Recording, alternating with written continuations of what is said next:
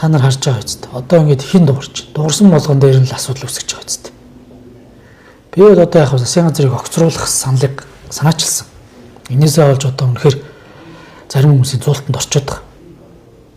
Намын их хурл болсон, баг хурл болоо за асуудлууд ингээд олонхыгаа шийдвэрлэгдлээ гэсэн. Энэ дээр тэг хүндэтгэлтэй хандаад за мэдээж энэ улс төрийн одоо үйл ажиллагаа гишүүний бүрийн эрх заас асуудлаар л бид асуудал тавьсан шүү дээ. Тэгээ шийдэл гараа бид хүндэтгэлтэй хандж явах ерөөсө зогсохгүй юм бэл. Одоо байнгын ингээд дарамттай. За хоёрдугаар энэ олон нийтэд яваад байгаа хулгай зэлхийг ил болгоё гэж л бас би төсвийн тухай хуулийн хилцүүлэг дээр санал гаргасан.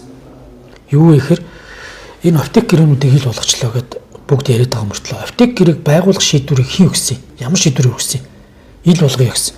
Тэгээд төсвийн хуулийг дагаж батлагдах хуулиуд дээр энэ асуудал маань улсын хурлын тогтоол дээр эхний санал хураалт дээр дэмжигдэж орчоод эцсийн хилцүүлэг дээр яг эдгээр дагсан хуулиудыг ахалж исэн өөрийн төвөө гишүүний ажлын хэсгээр хасагдсан байхгүй. Бодит байдал дээр бүгд эсрэг юу нуугаад байгаа бүгд. Тэгээ энэ саналыг гаргасан гэд бас намайг одоо үндсэндээ хэлэхэд бас баахан дарамтлсан.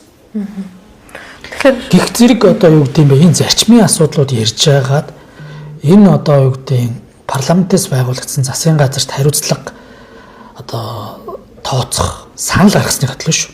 Энд чинь би дангаараа шийдчихэд байгаа юм шиг санал гаргаж байгаа энийг олонхон шийднэ.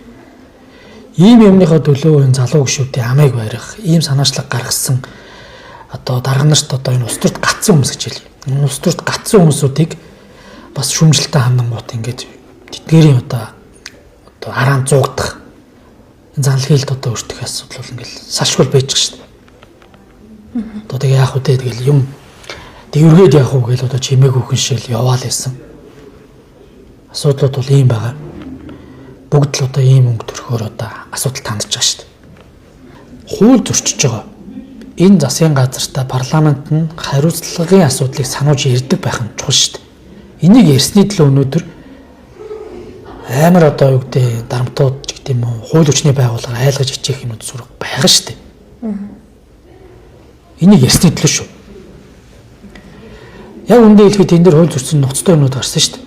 Амнаатын хулгай болсон.